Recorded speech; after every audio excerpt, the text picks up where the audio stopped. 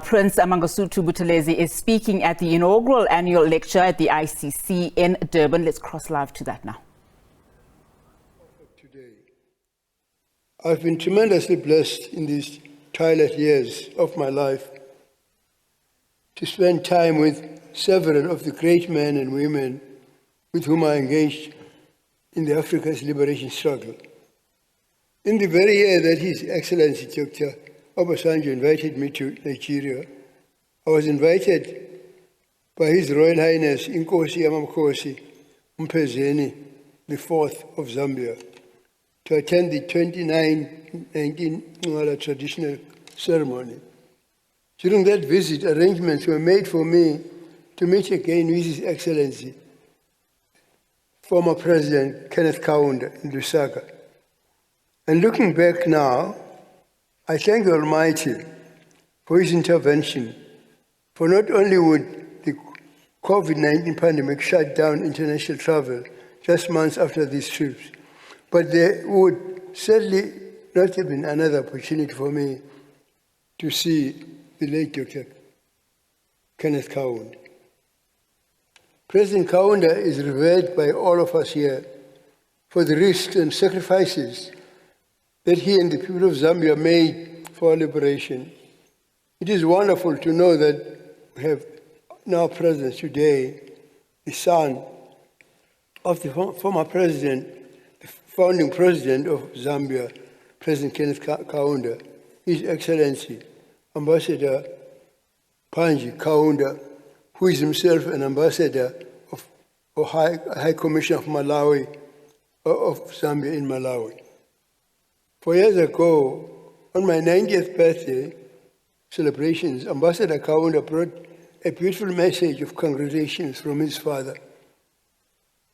We are pleased to have him with us again, together with His Excellency, Ambassador George Zulu, who did so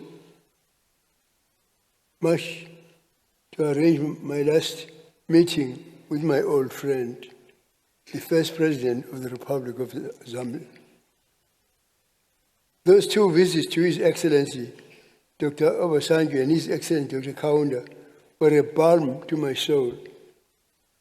After decades of enduring an intense campaign of verification, for accepting to lead the Israel KwaZulu government, and for the founding of Inkatha, my pain was finally lifted by Dr. Kaunda's frank account of history on that occasion. He declared that the frontline states and the ANC mission exile through Mr. Tambo had agreed in 1974 that I should be asked to found a membership-based organization within South Africa to reignite political mobilization towards freedom. They felt no one better suited to the task, they said. They knew that I had accepted the leadership for KwaZulu on instructions of my leader and mentor, Nkosi Albert Mvumbi Lutuli, who together with Oliver Tambo urged me not to refuse, even though our movement, the African National Congress, rejected the homeland system. They believed that I could undermine the system of apartheid from within as part of a multi-strategy approach to our liberation struggle. That is the mission I'm proud to have accomplished, protecting not only the citizenship of black people in this province, but all black people in South Africa. This, Your Excellency, I always say, is the genius of my leader, Albert Lutuli. But that was his idea. President Kaunda and the frontline states knew that I was a loyal cadre of the movement, ready to take instructions from my leaders. And I did take instructions just as they anticipated. When I visited President Kaunda in 1974 to thank him for giving sanctuary to all our exiles, he spoke on behalf of the frontline states, advising me to found a liberation organization within our country so that the struggle could continue on our own and while it was waged from inside by the banned African National Congress. Upon my return to South Africa, with Mr. Oliver Tambo's approval, I founded INCAD. Despite all that has been said against me, that is the measure of my loyalty. Even when gross propaganda was turned against me, when His Majesty, who happens to be my grandnephew, was speaking, it was difficult for me to hold back tears when I looked at the verification I've gone through. I remained loyal. My loyalty was to the cause of liberation through non-violent means.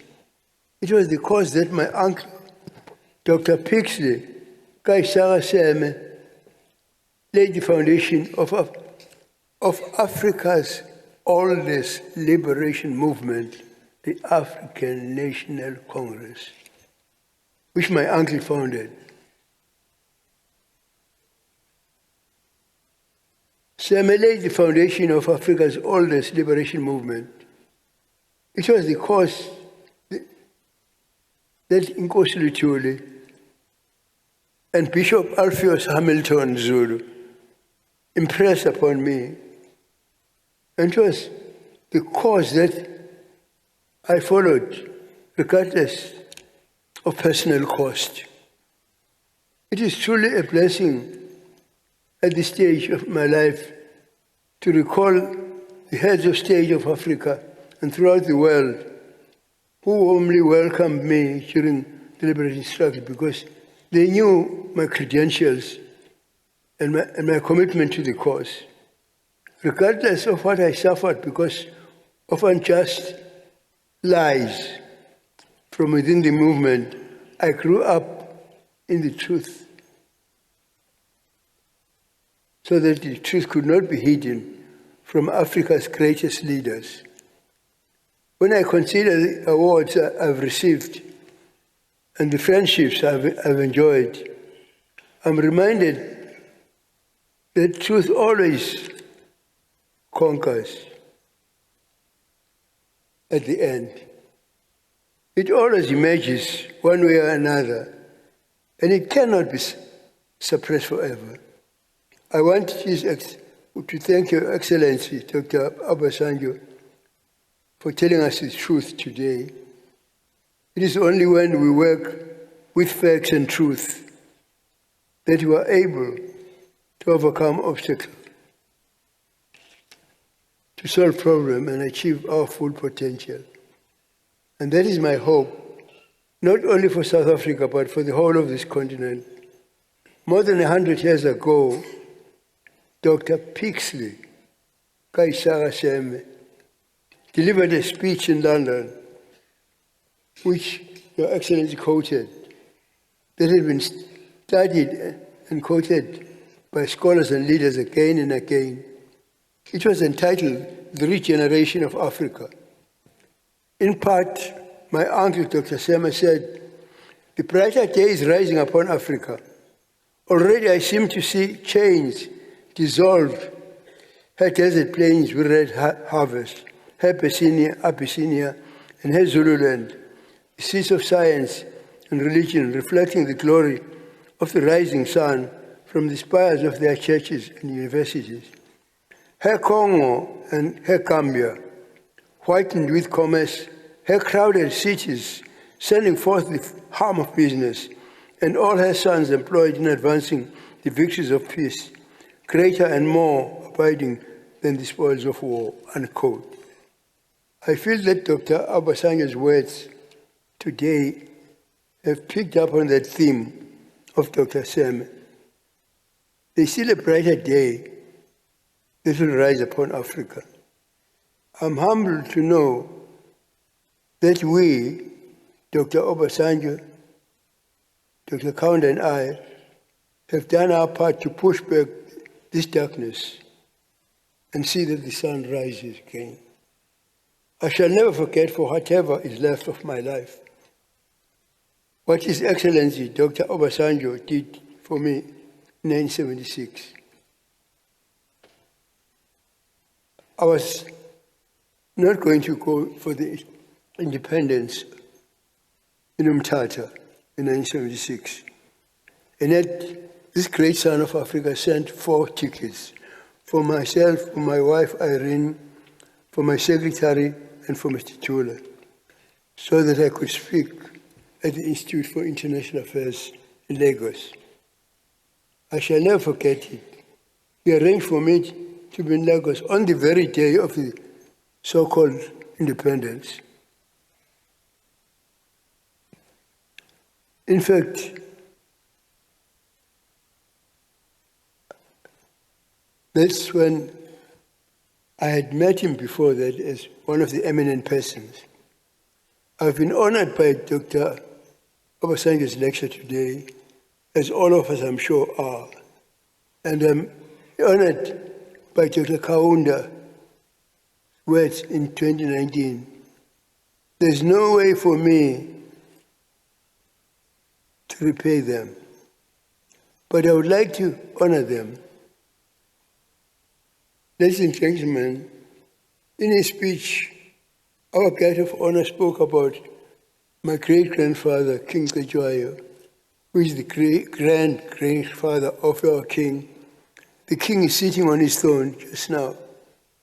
This is very important. I think we must all listen. We must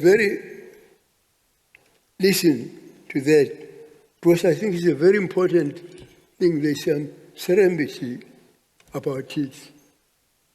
Because King Cetshwayo was the father of King Dinuzulu. King Dinuzulu's eldest daughter, Princess Harriet, married the Pixley Sam, the founder of the oldest movement in Africa, the African National Congress. So I think that it's important for me to emphasize that. And because of that, I